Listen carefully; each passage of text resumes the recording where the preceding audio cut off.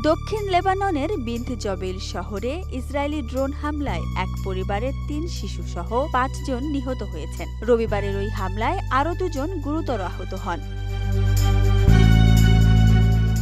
স্থানীয় হাসপাতালে চিকিৎসাধীন রয়েছেন নিহত শিশুদের মা আমানি বেজি। একই হাসপাতালের আইসিইউতে জীবন মৃত্যুর সন্ধিক্ষণে রয়েছেন তার বড় মেয়ে আসিল। আর কখনো বোনদের সঙ্গে খেলতে পারবে না সে।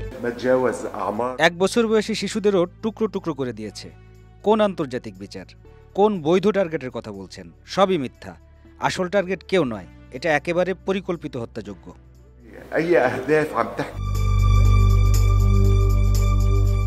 রবিবারের ওই হামলায় প্রাণ হারান সাদি সরারা, তার সন্তান সেলিন, সেলান আর হাদি। নিহত হন মোহাম্মদ মারওয়া নামের আরও এক ব্যক্তি। আহত হন তার স্ত্রী এবং মেয়ে আসিল। হামলায় বেসামরিক লোকজন নিহত হয়েছেন বলে স্বীকার করেছে ইসরায়েলি সেনারা। তারা জানিয়েছে ঘটনাটি তদন্ত করা হবে। লেবাননের প্রেসিডেন্ট জোসেফ আউন এক বিবৃতিতে বলেছেন, ইসরায়েল বারবার যুদ্ধবিরতি লঙ্ঘন করছে এবং বিন্থ জবেইলে তারা নতুন করে হত্যাযজ্ঞ চালিয়েছে। হামলার নিন্দা জানিয়ে লেবাননের স্পিকার নাবিহ বেরি দাবি করেছেন আহত দম্পতি যুক্তরাষ্ট্রের নাগরিক, যদিও এমন দাবিকে নাকচ করে দিয়েছে যুক্তরাষ্ট্র।